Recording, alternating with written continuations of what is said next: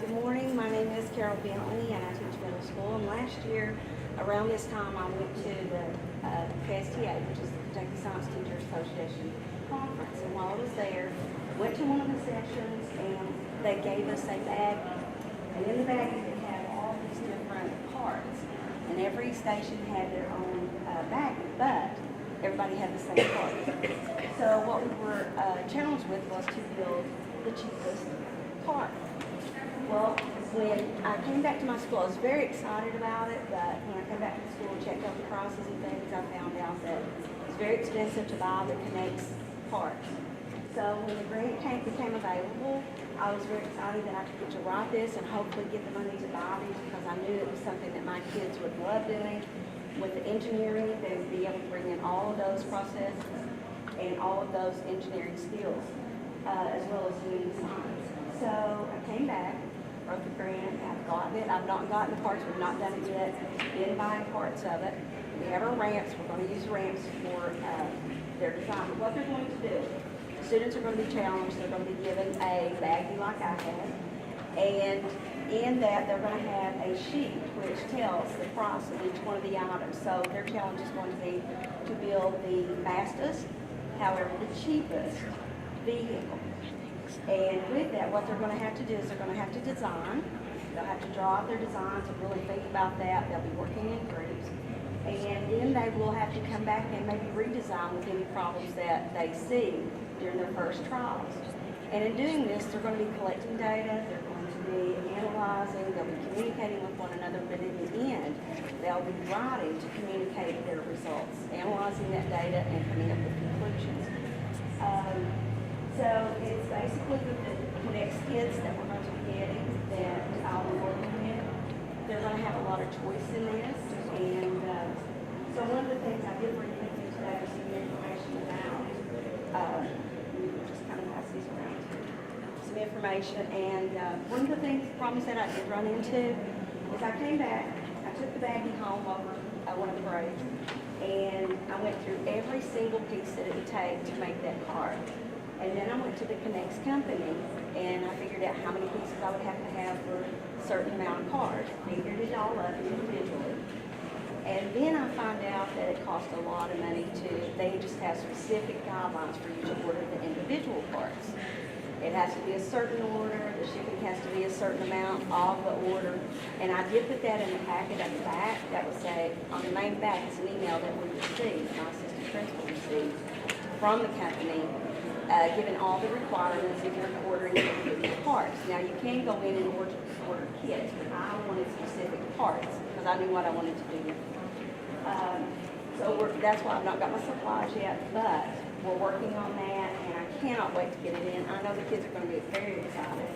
I had two boys stay back with me during one of their classes when we led arts time, and I said, here's these pieces. Build me some. Build me a car.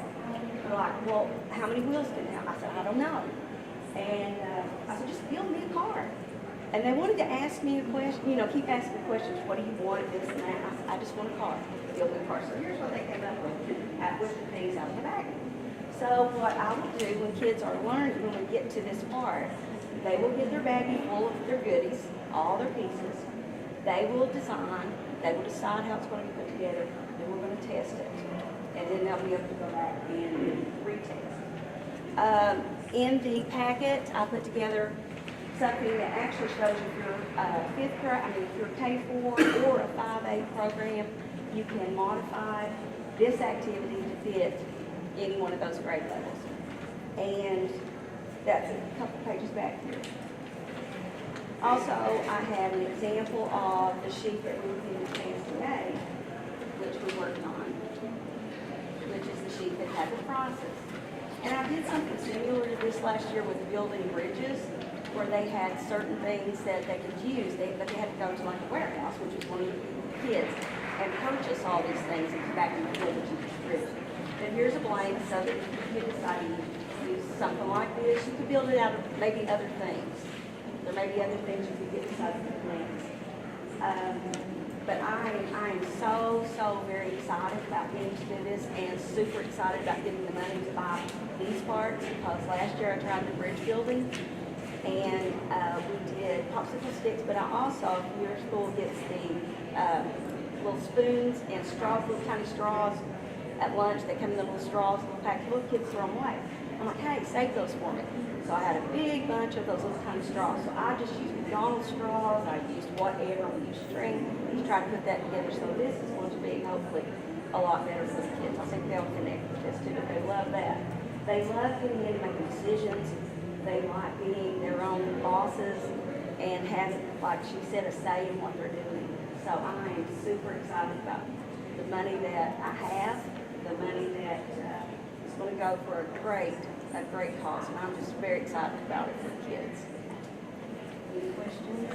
Yes. When you introduce this, what do you tell kids in terms of this is success? When you say to a youngster, I'll be looking for what? They're going to be given specific dimensions. It cannot be over 8 inches wide. And I will set all those standards. It can only be this long, this wide, but you have to use everything. You don't have to use everything in the baggie, but it needs to be the fastest and the cheapest. So we'll be measuring those things. And they'll be collecting their data and analyzing it. We've been working on experimental design. So in doing conclusions, we've kind of built up with that. So not just making a conclusion of what it is, but what would be recommendations for other things that you could do? What would your recommendation be for other materials you might use? And I'm hoping to bring in some information about like the new vehicles and the aluminum that they're going to be using. Cheaper gas mileage, however, is it as durable as the steel? You know, I've read some things where it's very easily contaminated, but so that's where we're going with this. And we'll just kind of see. This is my first time, so, you know, during teaching, every moment can be just changing all the time from what you put down as your plans. You may plan something, but something better comes along or some idea pops in your head. That's the way I do. So we'll just see where it goes, but I'm really excited. I think it's going to be really good for the kids, and they're going to learn from it. So the successful student is the one who does it within the parameters that you've set. But the greatest achievement would be to have them build the fastest and the simplest, cheapest. Yeah, may not be the simplest, you know, it's just important. There's all kinds of different designs. Of course, this is very simple up here. This is what they came up with. But there were no speculation. I mean, specifications for any of them. You know, just build me a car. That way everybody can see what it looks like. But it's going to be a group. It's not an individual. People can get a group thing. So they're going to have to make decisions. They'll have to come to consensus about things and use those skills where you communicate. Sorry to ask too many questions, but how do you grade in this situation? Well, that's a big thing this year because I'm looking at a different kind of grading where it's like moving around. Are they asking questions? Are they thinking like a scientist? Are they problem solving to have those skills like an engineer would do? Plus, you know, we're also studying the content that goes along with this. You know, force, motion, speed, acceleration, those kinds of things. Anything else? Any other questions? Thank you all so much for coming. This is so hard.